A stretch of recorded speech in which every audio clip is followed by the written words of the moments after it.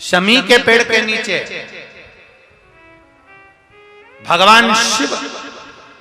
अपने अड़भंग स्वरूप में विराजमान होता है। अड़भंग स्वरूप कैसा?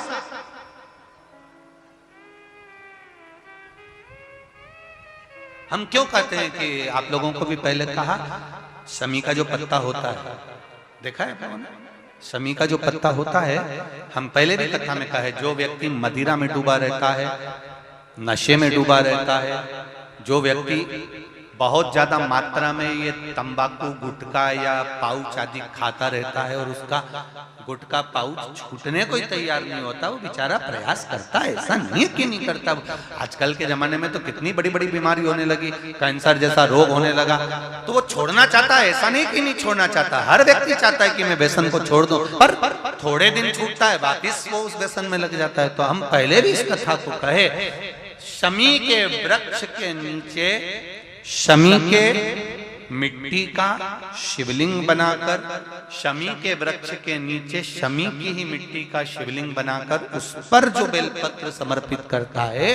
और शमी पत्र समर्पित करता है, वो बेलपत्री को उठाकर ले आता है, शमी पत्र के साथ में शिवलिंग की पूजन करी हुई शिवलिंग का विसर्जन कर देता है। उसी दिन उस बेलपत्र को, लाए हुए बेलपत्र को जो शमी पेड़ के नीचे पूजन कर कर बनाया गया है, उस बेलपत्र को जो नशा करने वाला व्यक्ति होता है उसको 3 दिन तक लगातार, पहली पत्ती बीच की, दूसरी पत्ती राइट की, तीसरी पत्ती लेफ्ट की, जो एक एक कर कर 3 दिन तक खिला देता है, 3 या 4 बार अगर प्रयोग कर लिया तो ये निश्चित है दूसरी बार वो नशे में धुत नहीं होगा, ये निश्चित। शमी वृक्ष जो शंकर भगवान का अड़भंग स्वरूप जहां विराजमान, थोड़ा मदिरा पान करने वालों के लिए, व्यसन करने वालों के लिए, थोड़ा गलत कर्म करने वालों के लिए थोड़ा सा और बहुत जरूरी है। मेरा नवयुवक बेटा बेटियों से ये निवेदन रहा है और आज फिर कहता है, आप तंबाकू खाते हो, आप गुटखा खाते हो, आप पाउच खाते हो, आपसे निवेदन है ये समझ लीजिए कि आप मौत की सीढ़ी पर अपना पांव रखना प्रारंभ कर दिए हो और मौत की सीढ़ी पर पांव रखा और कभी भी कोई बड़ी बीमारी आपको किसी भी समय पर घेर सकती है।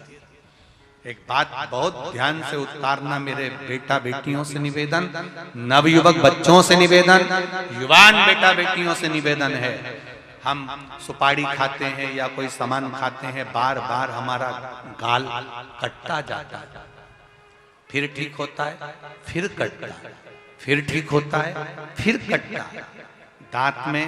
जबड़े पर और गाल में झार झार सी पड़ने लगती है। धीरे धीरे धीरे धीरे 10 साल, 15 साल, 20 साल, 30 साल बाद वहां फिर घाव उत्पन्न होने लगता है। अच्छा, कई लोग कहते हैं कि पुराने लोग भी तो खाते थे, तो पुराने लोग ये तंबाकू या गुटखा नहीं खाते थे, पुराने लोग पान खाते थे, बीड़ा खाते थे। पान में चूना लगता था, कत्था लगता था, और पान में एक तंतु होता है बीच का, वो तंतु एक ऐसा होता है जो अंदर बीमारी को पनपने नहीं देता। इसलिए जो बुजुर्ग लोग जो पान खाने वाले होते हैं, केवल जो पान का सेवन करते हैं, उनको कभी ये बड़ी बीमारी का रोग सताता नहीं है। और जो ये नया नया पाउच आता है जिसपे तुमने देखा होगा, उस पे कैंसर का फोटो भी बना रहता है, ये नए नए पाउचों पर, कभी तुमने देखा कि पान पर फोटो बना हुआ है, पर पाउच पर, गुटके पर उसका समझो।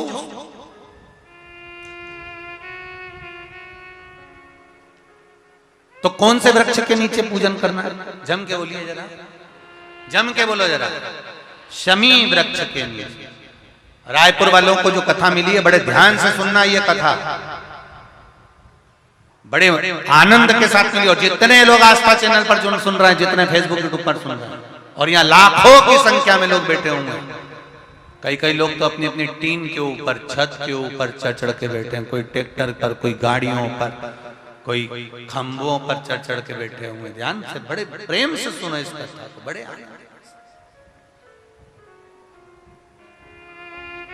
शमी पत्र का वृक्ष